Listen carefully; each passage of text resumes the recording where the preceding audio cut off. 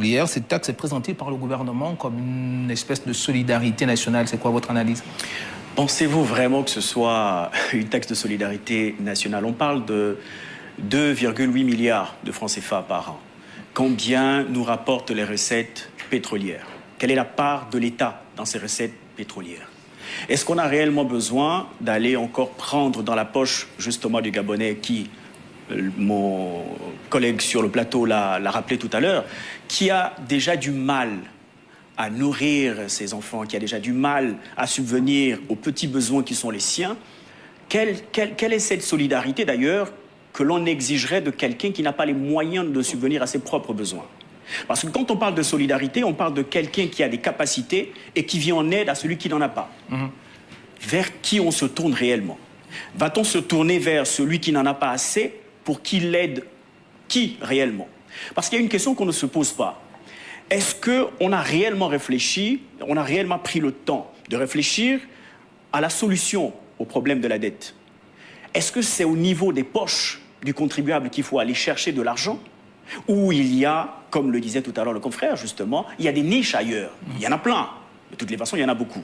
Pourquoi on n'a jamais, jusque-là encore, mis sur la table le débat sur la réduction du train de vie de l'État? Comment, jusqu'à aujourd'hui, on ne parvient toujours pas à se demander pourquoi est-ce qu'un ministre... Parce qu'il y a une question qu'on ne pose pas ou qu'on ne veut pas du tout mettre sur la table de discussion, c'est combien touche un ministre?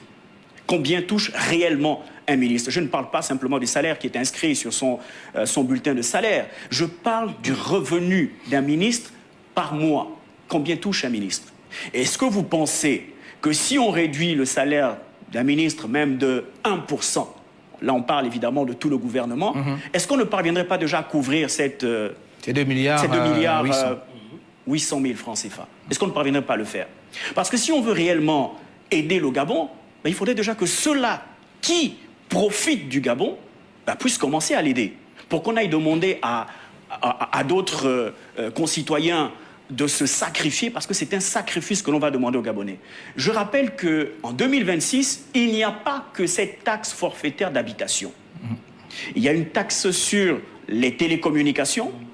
Il y a déjà cette fameuse taxe des ordures ménagères que nous ne voyons pas, parce que nous allons nous-mêmes encore jeter nos ordures très loin, et on vit encore avec ces ordures pendant peut-être plusieurs jours, avec des odeurs nauséabondes qui pullulent un peu partout dans plusieurs quartiers. Si on n'a pas déjà réussi à se poser les bonnes questions, je comprends que derrière il y a une volonté de vouloir bien faire les choses, il y a une volonté de demander une sorte de sursaut patriotique, mais il faut